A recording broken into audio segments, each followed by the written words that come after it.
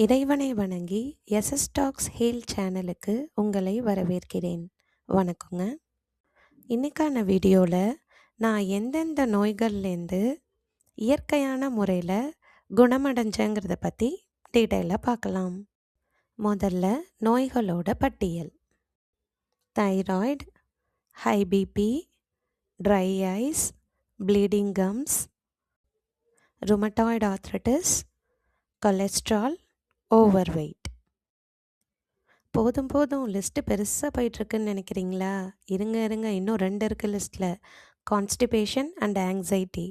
ஆங்ஸைட்டிக்கு இப்போ வரைக்கும் டோசேஜ் தான் கம்மியாக இருக்குது, இன்னும் கம்ப்ளீட்டாக ஸ்டாப் பண்ணலை. அதனால தான் நான் லிஸ்ட்டில் முன்னாடி சொல்லலை. கான்ஸ்டிபேஷனை பொறுத்தளவுக்கு டெடிக்கேட்டடாக அதுக்குன்னு நான் பண்ண எதுவுமே எனக்கு ஒர்க் அவுட் ஆகலை. ஆனால் மற்ற இஷ்யூஸ் சரி பண்ணுறதுக்கு நான் பண்ண வேலையிலேயே இதுவும் நார்மலைஸ் ஆகிடுச்சு. இவ்வளோ பெரிய லிஸ்ட்டு சொல்கிறீங்களே, உண்மையிலே இயற்கையான முறையில் அத்தனை பிரச்சனையிலேருந்தும் குணமடைய முடியுமா? இல்லை சும்மா வியூஸ்க்காக அடிச்சு விடுறியாமா அப்படின்னு உங்களுக்கு டவுட் வரலாம். தப்பு இல்லைங்க. ஏன்னா இப்போ இருக்கிற காலகட்டம் அப்படி. ஆனால் இயற்கையான முறையில் எனக்கு பலன் தந்த விஷயங்களை ஷேர் பண்ணுறது மூலிமா யாராவது ஒருத்தருக்காவது அதில் பலன் கிடச்சிச்சின்னா எனக்கு உண்மையிலே ஹாப்பியாக இருக்குங்கிற ஒரே எண்ணத்தில் தான் இப்போ புதுசாக யூடியூப் சேனல் ஸ்டார்ட் பண்ணி ஷேர் பண்ணிகிட்ருக்கேன். இதுக்கு மேலே நம்புறதும் நம்பாததும் உங்கள் விருப்பம்தாங்க.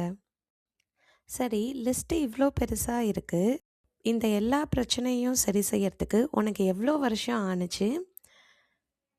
இந்த மாதிரி இயற்கையான முறையில் வீட்டிலேருந்தே சரி செய்யலாங்கிற முடிவை எப்படி நீ எடுத்த அப்படின்னு நீங்கள் கேட்டிங்கன்னா, 2017 ஒரு ட்ரீட்மெண்ட்டுக்கு அப்புறமேட்டு தான் எனக்கு சைடு எஃபெக்ட்ஸாக இந்த ஒரு பிரச்சனையாக வர ஆரம்பிச்சிச்சு.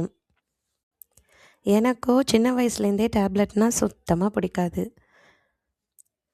2021 கிட்ட நான் டாக்டர்கிட்ட எப்போ இந்த டேப்லெட்ஸ்லாம் நிறுத்தலாம் அப்படின்னு சொல்லிட்டு கேட்டேன். அப்போ லைஃப் லாங் இதை சாப்பிட்டே ஆகணும், இதெல்லாம் நிறுத்த முடியாது அப்படின்னு சொல்லிட்டாங்க. அந்த மொமெண்ட்டு தான் இந்த எல்லா இஷ்யூவும் பாதியில் வந்துச்சு. இது கண்டிப்பாக பாதியிலேயே போய் ஆகணும். இதுக்கு ஒரு வேளை தீர்வு இவங்கக்கிட்ட இல்லாமல் இருக்கலாம். இதை பற்றி நம்ம கண்டிப்பாக தேடியே ஆகணுங்கிற ஒரு மோட்டிவேஷன் அந்த மொமெண்ட்டு தான் எனக்கு வந்துச்சு. ஈவன் யூடியூப்லாம் கூட அதுக்கு முன்னாடி நான் அந்தளவுக்கு பெருசாக பார்க்க மாட்டேன், எப்போயாவது தான் பார்ப்பேன். ஸோ டெடிக்கேட்டடாக அந்த கொரோனா பீரியட்லேருந்து தான் எனக்கான தீர்வு எங்கேயாவது இருக்குமான்னு யூடியூப்பை நான் டெடிக்கேட்டடாக பார்க்க ஆரம்பித்த சமயம். ஸோ நிறைய பேரோட ரெமெடிஸ் எல்லாமே கேட்டு, ஆனால் அதை அப்படியே நான் ஃபாலோ பண்ண மாட்டேன். என்னோட கோல் 2 விஷயந்தான். ஒன்று, ரிப்போர்ட்டை பார்த்து டாக்டரே மாத்திரையை ஸ்டாப் பண்ணணும். நானாக மற்றவங்க பேச்சை கேட்டுட்டு இல்லை இந்த மாதிரி விரக்தியில் அப்படி இப்படின்னு முடிவெடுத்து ஸ்டாப் பண்ணக்கூடாது. 2வது விஷயம், நான் எடுக்க போகிற இந்த புது முயற்சி என்னால் செய்யக்கூடியதாக இருக்கணும். ரொம்ப வருத்தி அதை செய்யக்கூடாது. ஸோ சிம்பிள் அண்ட் எஃபெக்டிவாக இருக்கணும். ஸோ நான் கேட்குற பார்க்குற எல்லா விஷயத்தையும் நோட்டில் எழுதி வச்சு அதில் அதை கஸ்டமைஸ் பண்ணி அதில் என்னால் எவ்வளோ செய்ய முடியும், எது செய்ய முடியும்னு ஒன்றொன்னா நடைமுறைப்படுத்த ஆரம்பித்தேன். செல்ஃப் ஹீலிங் ஜேர்னி ஸ்டார்ட் பண்ணுறதுக்கு முன்னாடி தெரிஞ்சுக்க வேண்டிய விஷயங்கள்னு ஒரு 15 ஒரு 3 பார்ட்டாக 3 வீடியோ இதுக்கு முன்னாடி கொடுத்துருக்கேன். ஸோ அதில் சொன்ன மாதிரி தான் one at a time. So ஒன்றா ஃபோக்கஸ் பண்ணி அதுக்காக ஒர்க் அவுட் பண்ணி அது ஒன்றா நானே பிளட் டெஸ்ட் ரிப்போர்ட்லாம் சம்டைம்ஸ் தேவைப்பட்டால் செல்ஃபாக எடுத்துப்பேன். நெக்ஸ்ட்டு செக்கப் போகும்போது டாக்டர் ஒரு வாட்டி எடுக்க சொல்லுவாங்க, அதையும் பார்த்துப்பேன். இந்த மாதிரி கொஞ்சம் கொஞ்சமாக கம்பேர் பண்ணி இம்ப்ளிமெண்ட் பண்ணி நான் இந்த மாதிரி குணமடைஞ்சிருக்கேன். அந்த ஜேர்னியில் நான் ஃபர்ஸ்ட்டு ஆக்சுவலி ஸ்டார்ட் பண்ணது தைராய்டு தான்.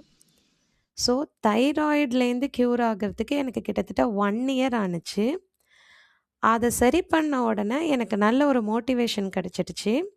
ஸோ அதில் என்னென்ன பண்ணணும் அதையும் கண்டினியூ பண்ணிவிட்டு இன்னும் அடுத்தடுத்த பிரச்சனைக்கு தேவையானவைகளையும் நான் ஃபாலோ பண்ணிகிட்ருந்தேன். ஸோ மற்றதெல்லாம் 6 மந்த்ஸ், 3 மந்த்ஸ், 1 மந்த்னு கொஞ்சம் கொஞ்சமாக எனக்கு நல்ல இம்ப்ரூவ்மெண்ட்ஸ் 1 பை 1 இஷ்யூவாக சரியாக ஆரம்பிச்சிச்சு. கண்டிப்பாக கவனத்தில் வச்சுக்கோங்க, நானாக டேப்லெட்டை ஸ்டாப் பண்ணலை.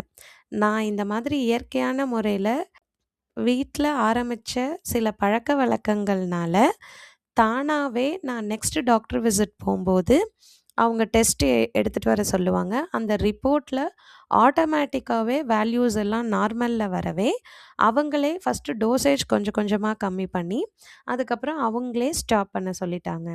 ஸோ ருமட்டாய்டு ஆர்த்ரைட்டிஸ்க்கு மட்டும் எனக்கு 3 டூ 4 இயர்ஸ் ஆனுச்சு. மத்த இஷ்யூஸ் எல்லாமே நல்லாவே குறைய ஆரம்பிச்சிருச்சு.